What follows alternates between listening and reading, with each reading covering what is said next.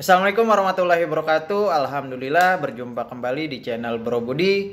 Dan video kali ini kita akan membahas tentang alur perjalanan jamaah haji, baik itu gelombang 1 maupun gelombang 2. Karena dimana banyak teman-teman yang meminta dibuatkan konten tentang penjelasan atau perbedaan baik itu perjalanan gelombang 1 dan gelombang 2. Untuk itu mungkin pada kali ini saya akan membahas tentang alur perjalanannya, dan mungkin kedepannya ada beberapa materi yang akan saya bahas juga terkait dengan soal-soal yang akan muncul di tes wawasan kesehatan haji.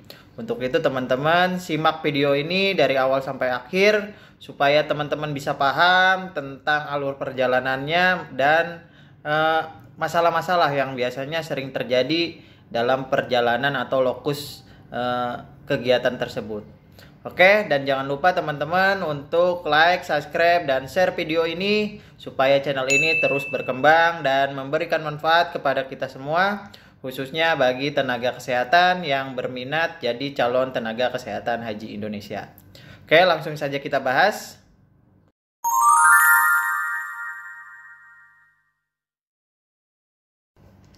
Nah teman-teman, seperti yang teman-teman ketahui bahwa perjalanan jamaah haji Indonesia dalam melaksanakan ibadah hajinya itu terdiri dari dua gelombang, gelombang 1 dan gelombang 2. Meskipun pada pelaksanaannya sama ya teman-teman, alurnya sih sama, cuman mungkin urutan kedatangannya yang beda-beda.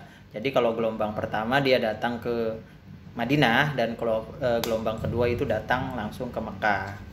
Tapi nanti pada saat puncak hajinya mereka bareng, waktunya bareng, mereka kumpul di Arafah untuk melaksanakan wukuf juga bareng. Nah, ini merupakan skema atau gambar rencana perjalanan haji tahun 2024 kemarin, karena tahun 2025 itu belum muncul dari Kemenagnya. Tapi berdasarkan edaran kemarin dari Kemenag itu diperkirakan untuk kloter pertama masuk ke asrama haji itu pada tanggal 1 sekitar awal bulan Mei. Jadi biasanya emang tiap tahun itu perbedaannya cuma 10 hari. Makanya tiap tahun 2025 itu perkirakan itu minggu pertama jamaah udah masuk ke asrama haji. Nah teman-teman, kita ambil referensi 2024 aja ya. Nah, kita mulai dari gelombang pertama. Nah, pada tanggal 11 Mei 2024 itu gelombang pertama, kloter awal itu udah masuk ke asrama haji. Nah, nanti di asrama haji ini meskipun ini tanggung jawabnya masih PPIH Embarkasi, tapi teman-teman TKH di sini wajib melaksanakan mapping. Karena kalau sebelumnya teman-teman TKH yang belum bertemu dengan jamaahnya atau belum berkoordinasi dengan dinas kesehatan, nah dia awal mendapatkan manifest kesehatan itu di sini di asrama haji, di embarkasi lah gampangnya. Nah di embarkasi ini teman-teman nanti di asrama haji mendapatkan manifest kesehatan, dan kita menginap 1 malam di asrama haji beserta jamaah yang kita bawa, dan gitu di situ kita mulai mapping. Biasanya kita mengelompokkan 30 jamaah yang mengalami resiko tinggi. Dia punya riwayat jantung atau enggak. Jadi kita mapping lah jamaah-jamaah yang resiko tinggi itu supaya kita bisa tahu nih kira-kira jamaah yang mempunyai faktor resiko tinggi itu siapa saja. Nah nanti kita menginap 1 malam di asrama haji, dan besoknya pada tanggal 12 itu kita mulai berangkat ke Tanah Suci, melewati biasanya bandara sesuai bandara embarkasinya. Oke. Dan perjalanan di pesawat ini lumayan lama ya teman-teman, sekitar 8-9 jam. Jadi teman-teman mesti gimana caranya mengedukasi jamaah supaya masalah-masalah kesehatan terutama pada lansia itu tidak muncul. Karena dengan perjalanan yang lama dan duduk dia berhimpit-himpitan di pesawat itu lumayan faktor risikonya sering muncul. Untuk itu kemarin beberapa soal itu sering muncul pertanyaan apa yang mesti kita lakukan saat di pesawat. Nah nanti untuk masalah-masalah kesehatannya mungkin dibahas di lain waktu, cuman kita fokus sekarang ke alur perjalanan jamaah hajinya dulu, oke? Nah Perjalanan di pesawat itu sekitar 9 sampai 10 jam. Nanti besoknya kita berangkat. Di gelombang pertama itu kita langsung ke kota Madinah. Jadi nanti ke kota Madinah kita stay di sana sekitar 9 atau 8 sampai 9 hari untuk melaksanaan prosesi ibadah arba'in atau sholat 40 waktu. Dan teman-teman, untuk TKH sekali lagi kita di sana melaksanakan kewajiban kita sebagai petugas, bukan sebagai jamaah. Jadi otomatis kalau secara hitung-hitungan untuk pelaksanaan arba'in, baik itu TKH itu tidak mungkin bisa tercapai. Makanya sekali lagi niatkan teman-teman, fokus ke niat teman-teman di sana untuk melaksanakan kewajiban sebagai petugas haji. Itu melayani tamu Allah, bukan melaksanakan ibadahnya. Oke.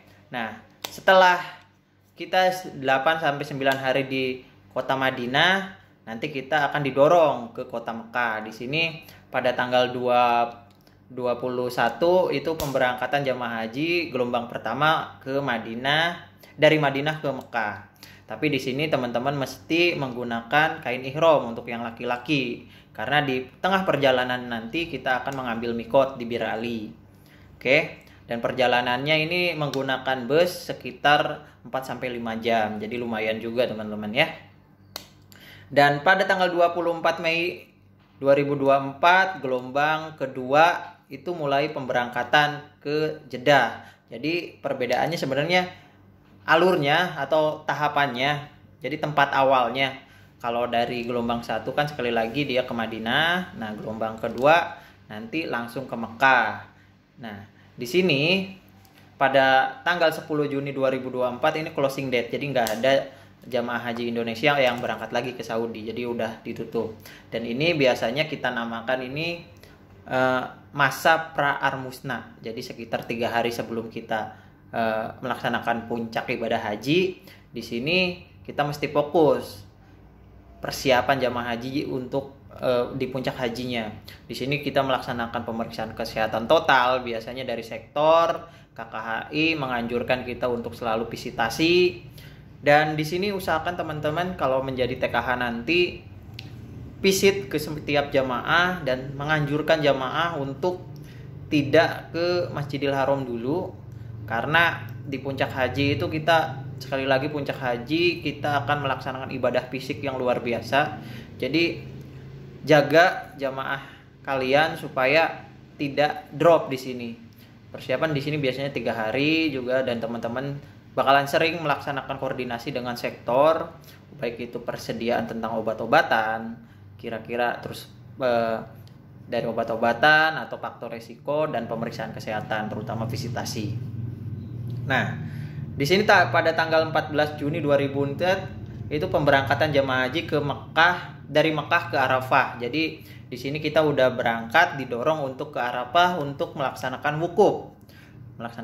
Dan di sini gelombang baik itu gelombang pertama ataupun gelombang kedua itu kumpul.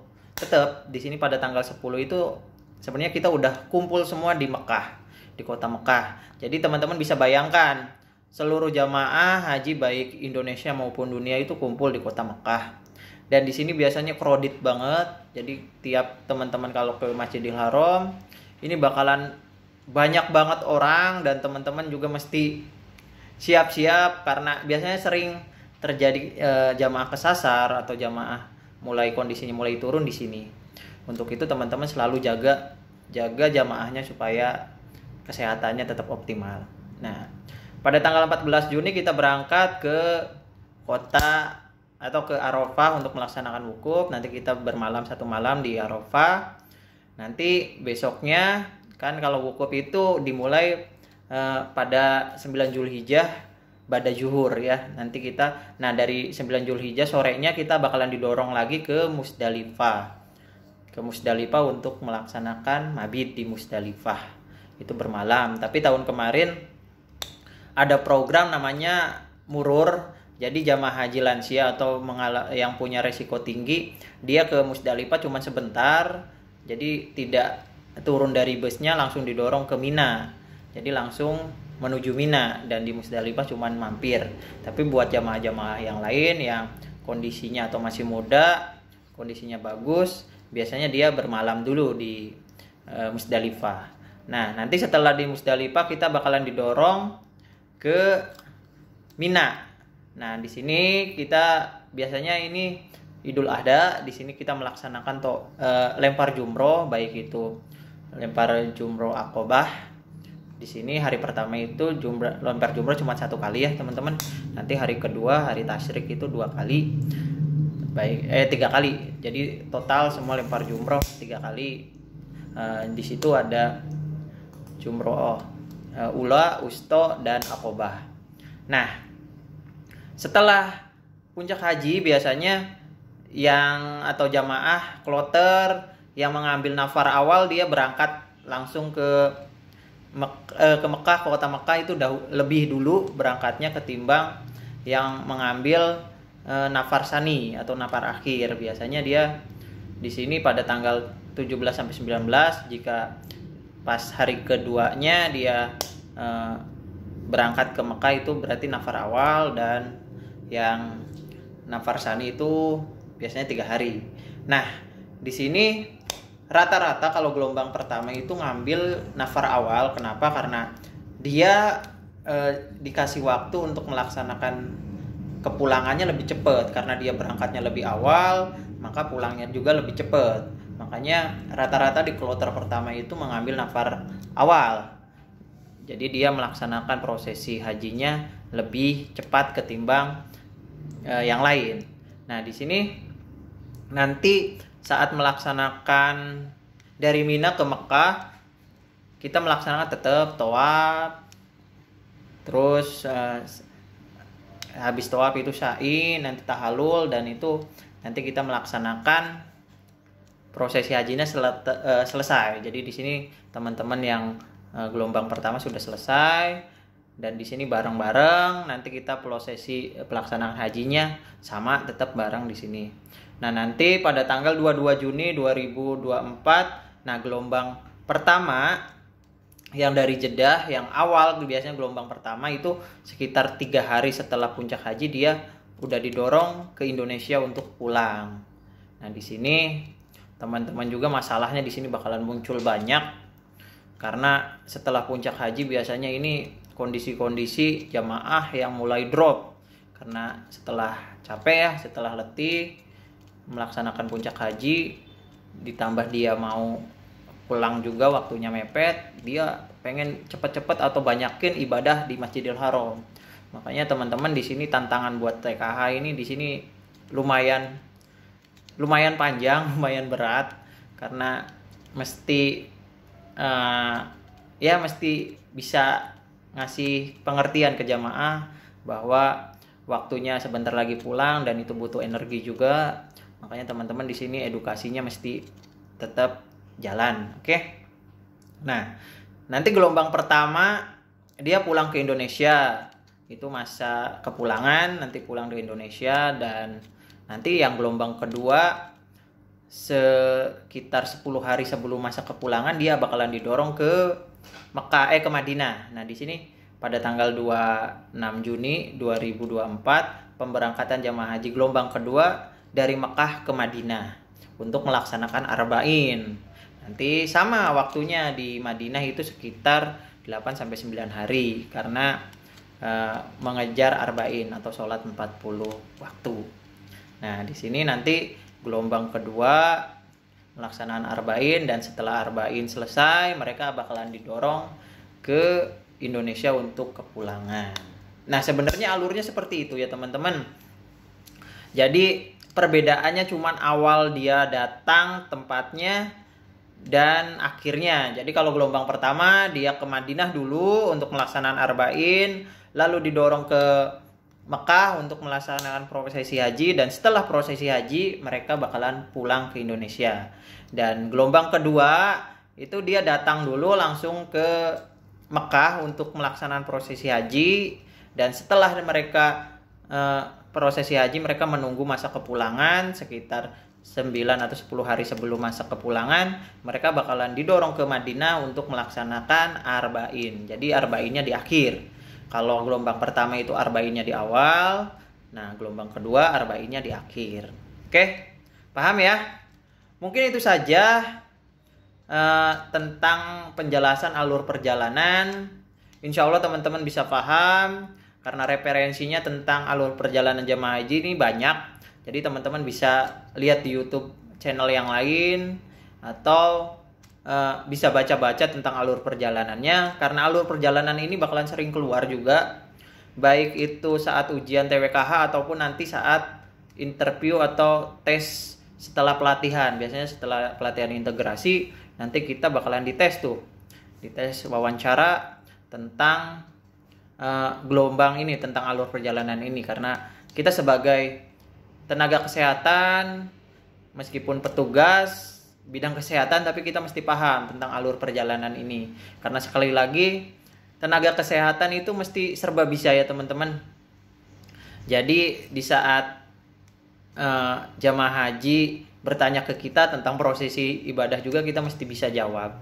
Terutama tentang perjalanan haji ini, karena kita sangat erat kaitannya dengan rencana perjalanan haji, karena tiap lokus atau lokasi ini kita bakalan menemukan kasus-kasus jamaah haji yang mesti kita hindari atau kita jaga supaya jamaah hajinya tetap dalam kondisi optimal. Oke teman-teman, mungkin itu saja penjelasan tentang materi perjalanan haji Indonesia, baik itu gelombang 1 dan gelombang 2. Mudah-mudahan penjelasan saya tadi bisa dimengerti teman-teman. Tetapi jika teman-teman masih kurang paham, silakan cari referensi lain, baik itu lihat channel tentang perjalanan ibadah haji, insya Allah banyak.